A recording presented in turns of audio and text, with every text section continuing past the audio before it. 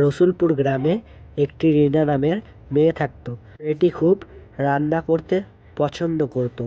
মেয়েটি সন্ধেবেলা পড়তে বসেছিল। তখন তার কুকুরকে জিজ্ঞেস করলো, আমি কালকে রান্না করব, কি রান্না করা যায়? তখনই সে ভাবতে লাগলো।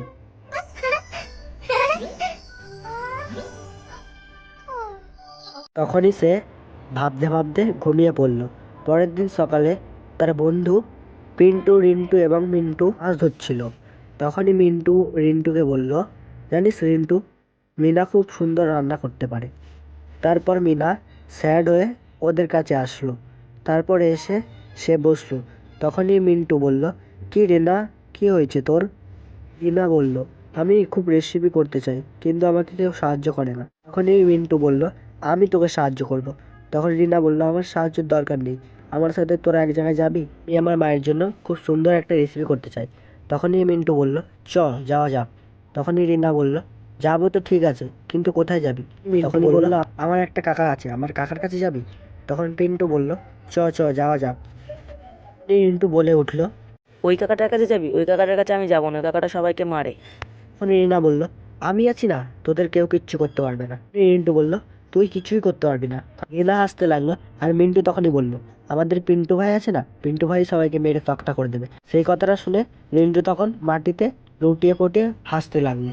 সে তখনই বলল, রিন্টু ওঠ, আর হেসে কোনো লাভ নেই, চ এবার সবাই মিলে কাকাটার কাছে যাওয়া যাক। তখনই মিন্টু বলে উঠলো, আরে আমার তো বাড়িতে একটা কাজ আছে, আমি তো বাড়িতে যাবো, চ আমি গেলাম, তোদের সবাইকে টাটা। তখন রিনা ভাবতে লাগলো, সে চলে গেল, এবার আমার সাথে আর কেউ যাবে না। তখন মিন্টু এবং পিন্টু বলল, চলে গেছে তো কি হয়েছে, আমরা দুজন তো আছি, চ এবার। তখনই সবাই তারা যেতে লাগলো। গল্প করতে করতে তারা দাঁড়িয়ে পড়ল। তখনই রিনা বলল, উই দেখ, ওখানে কি সুন্দর ফসল, চ ফসলের দিকে যাই। তখনই তারা দৌড়াতে লাগলো ফসলের দিকে। তখনই সে ওখানে গিয়ে খেলতে লাগলো। তখনই ফসলের মালিকটা এসে বলল, বাচ্চারা তোমরা এখানে কি করছো? তখনই রিন্টু বলে উঠলো, আমরা রিনার জন্য সবজি নিতে এসেছি। তখনই ফসলের মালিকটা বলে উঠলো, তোমরা এখানে দাঁড়াও, আমি তোমাদের জন্য সবজি আনছি। তারপর সে একটা বাঁধাকপি এনে রিন্টুর হাতে দিয়ে দিল, এবং রিন্টু সেটা প্রচুর ভারী বলে সেটা তুলতে পারছিল না। ফসলের মালিকটা বলল, আর একটু পরেই রাত হয়ে যাবে, তো তোমরা এখন যাও। তখনই রিন্টু পিন্টুর হাতেটা ধরিয়ে দিয়ে চলে গেল।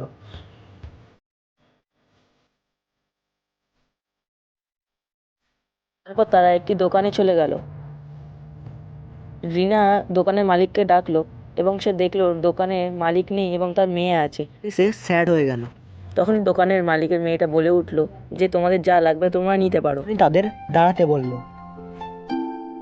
তখন মালিকের মেয়েটা রিনার হাতে একটা গিফট দিল। মিনা তাকে জিজ্ঞেস করলো, এটার মধ্যে কি আছে? তখন মালিকের মেয়েটা বলল, তুমি পরে দেখে নেবে। পিন্টুকে ধরে বলল, রিন্টু, রেখে দাও কিছু একটা। তখনই রিন্টু বলল, হি হি হি হি, তুমি কি নেবে? বলল, আমি কিছু নেবো না। তখন রিন্টু বলল, তোমাকে তো নিতেই হবে, আমি আছি না। তখনই মিন্টু বলল, আরে আমি মেয়ে নাকি, আমি যে এসব নেবো? তখনই সবাই হাসতে লাগলো। আর বলল, তখনই সবাই হাসতে লাগলো। তখন মালিকের মেয়েটা বলল, চলো তোমরা যাও, এখন গিয়ে তোমরা রেসিপি বানাও, আর সুন্দরভাবে তোমার মায়ের জন্য রেসিপি বানাবে। মিন্টু বলল, আমরা তো কিছু রেসিপি বানাতেই পারি না। তখনই মিন্টু বলল, আরে আমরা সব পারি, তুমি দেখতে থাকবে। তখনই মিন্টু বলল, আমি একটা জাদু জানি। আর তখনই এই কথাটা রিনা শুনে হাসতে লাগলো। পর সবাই রেসিপি করার জন্য বাড়ির দিকে রওনা দিলে। তখনই মিন্টু বলে উঠলো, এটা কি ভারী, মিন্টু তুই ধর না। তখন মিন্টু বলল, আমি ধরবো না, আমি যখন গেলাম তোদের সাথে আমি আর থাকবো না। মালিকের মেয়েটা দৌড়ে দৌড়ে এসে বললো যে, তোমরা এই সবজিগুলো নিতেই ভুলে গেছো, তো তোমরা এগুলো নিয়ে নাও। না, সবজিগুলো মালিকের মেয়ের থেকে নিতে থাকো। মিন্টু এসে বললো, আমি তোমাদের জন্য আলু এনেছি, এবার এই রেসিপিটা সুন্দর হবে। তারপরে তারা বাড়ির দিকে যাওয়া রওনা দিল। পরে তারা বাড়ি এসে রেসিপি বানানো শুরু করলো। তারপরে মিনা সবাইকে বলল, তোমরা সবাই রেডি তো? তারপরে সবাই এক এক করে বলতে লাগলো, আমরা সবাই রেডি আছি। মিনা রেসিপি বানানো শুরু করলো।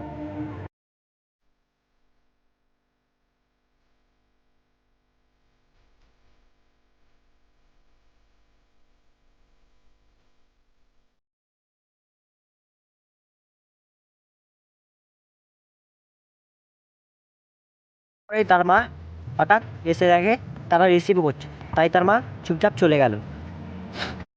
তার কিছুক্ষণ পরেই তারা দেখে তাদের রেসিপি কমপ্লিট। তারপরে তারা গন্ধ শুকতে লাগলো। তারপরে রিনার মাকে নিয়ে আসলো আর রেসিপি খেতে দিল। তারপরে রিনার মা বলল, এসবের কি দরকার বাবা, তোমরা সবাই এত কষ্ট করে করেছো, তো আমি তো এটা খাবোই। তার মা বলে, সবাই বসো, এবার আমরা রেসিপিটা টেস্ট করব। তারপরে তার মা টেস্ট করতে লাগলো।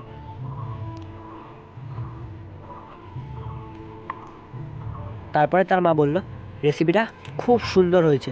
তারপরে তারা ডান্স করতে লাগলো। তারপরে সবাই এক এক করে সব রেসিপি খেতে লাগলো। আর এই করতে করতেই গল্পটা এখানে শেষ। যদি ভিডিওটা ভালো লাগে একটা লাইক করে দেবে।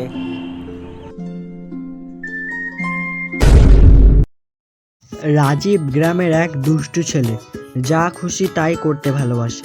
আলী চাচা গ্রামের একটি কৃষক, যার বেগুন খেতে কঠিন পাহাড়। রাজীব নিজের সাথে কথা বলছে, আহা কি সুন্দর বেগুন, একবার হাতে পেলে মজা করে ভাজি বানিয়ে খেতাম, কিন্তু চাচা আলী যদি দেখে ফেলে। রাজীব এটা ভাবতে ভাবতে বেগুন ক্ষেতের দিকে যাওয়া শুরু করলো। রাজীব বলল, আজ আমি চুরি করবই, এক ঝুড়ি বেগুন নিয়ে আসবো। রাজীব লুকিয়ে খেতে ঢুকে চুপচাপ বেগুন ছিঁড়তে শুরু করলো। ঝিঝির পোকার ডাক, রাতের পরিবেশ। রাজীব ধীরে ধীরে বেগুন খেতে ঢুকে পড়লো। রাজীব ভাবলো 2-3টে বেগুন ছিঁড়ে প্ল্যান করবে। তখনই হঠাৎ আলী চাচার কণ্ঠের আওয়াজ শোনা যায়। চাচা আলী চিৎকার করে বলল, কে ওখানে? রাজীব ভয়ে বেগুন ফেলে দিয়ে দৌড় দিল। চাচা আলী বলল, একদিন না একদিন তো ধরা পড়বি তুই। রাজীব বলল, এবার আমাকে আর কেউ ধরতে পারবে না। সে বেগুন তুলতে শুরু করলো। কিন্তু হঠাৎ চাচা এসে বলল, বুদ্ধি কম না তোর, আমি জানতাম তুই আসবি। রাজীব বলল, আর হবে না চাচা। চাচা আলী বলল, বুদ্ধি কম না তোর, কিন্তু আমি জানতাম তুই আসবি, তাই লুকিয়ে রয়েছিলাম। আমি জানতাম তুই আবার ধরা পড়বি। রাজীব খুব কষ্ট করে পালিয়ে যায়, কিন্তু মাথা নিচু করে। শ্রীরামপুর নামের গ্রামে একটি রাজু নামের ছেলে বাস করত। সেই ছেলেটা একটু দুষ্টুমি করত, কিন্তু সে একটু অহংকারী ছিল। সে সবসময় চাইতো তার কাছে যদি একটা জাদুর গাছ থাকতো। সে একদিন যায় তার দাদুর কাছে জাদুর গাছের গল্প শুনতে, আর দাদু ওকে অনেকক্ষণ ধরে গল্প শোনাতে থাকে। তারপরে সে একদিন একটা বট গাছের তলায় জাদুর গাছের কথা ভাবছিল, তার কাছে যদি সেটা থাকে। কিছুক্ষণ ভাবনা চিন্তার পর সে দূর দিয়ে একটা সাধু বাবাকে আসতে দেখে। সেই সাধু বাবারা তার কাছে এসে তাকে একটা বীজ মতো জিনিস দেয়। রাজু সেই বীজ নিয়ে বাড়ির দিকে রওনা দেয়।